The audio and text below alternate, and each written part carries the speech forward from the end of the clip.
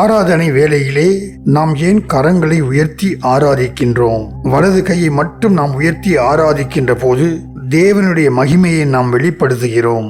தேவனே, நீர் மகிமைக்கு பாத்திரர், எங்கள் துதிகளின் மத்தியிலே வாசம் செய்கிறவர். தேவனே, உம்மால் எல்லாம் கூடும், சகலத்தையும் நீர் செய்ய வல்லவர்.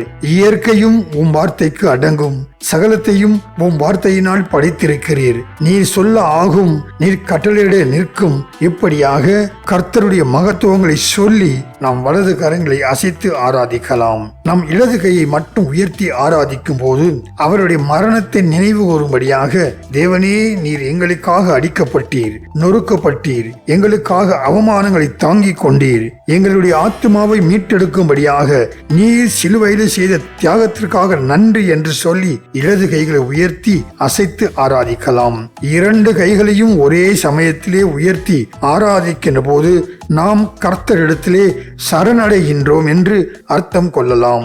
தேவனே, எங்களால் ஒன்றும் இல்லை, நீரே எங்களை பொறுப்படுத்திக் கொள்ளும் என்று நம்மை அவரிடம் ஒப்பு கொடுத்து எங்களுடைய காரியங்களில் ஜெயம் கொடுக்க உம்மை தவிர வேறு யாருமே இல்லை என்று சொல்லி முற்றும் முழுவதுமாக நம்மை அர்ப்பணித்து நாம் கர்த்தரிடம் சரணடையும் வண்ணமாக இரண்டு கைகளையும் உயர்த்தி ஆராதிக்கின்றோம்.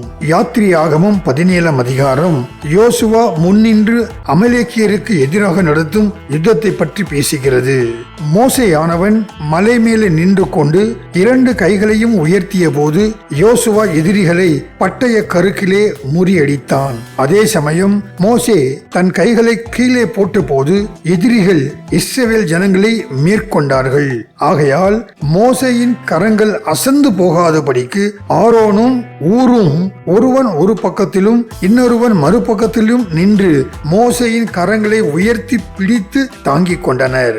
இவ்விதமாய் அந்த நாள் முழுவதும் யோசுவா ஜெயம் பெற்றுக் கொள்ளும் வரை அவர்கள் மோசேயின் கரங்களை உயர்த்தி தாங்கி பிடித்துக் கொண்டிருந்தனர். இரண்டு கரங்களையும் உயர்த்தி ஆராதிப்பதின் ரகசியம் இதுதான். நமக்கு எந்த காரியத்தில் ஜெயம் தேவையோ அந்த காரியத்தை மனதில் வைத்துக் கொண்டு இரண்டு கரங்களையும் உயர்த்தி கர்த்தரை ஆராதிக்கும் போது உங்களுடைய காரியத்தில் கர்த்தர் நிச்சயமாக ஜெயத்தை அருளுவார். விசுவாசித்து முழு இருதயத்தோடும் முழு மனதோடும் மற்றும் முழு ஆத்மாவோடும் இரண்டு கரங்களையும் உயர்த்தி அசைத்து ஆராதித்து ஜெயத்தை பெற்றுக் கொள்ளுங்கள். கர்த்தர் தாமே உங்கள் ஒவ்வொருவரையும் அபரிமிதமாக ஆசீர்வதிப்பாராக. ஆமென்.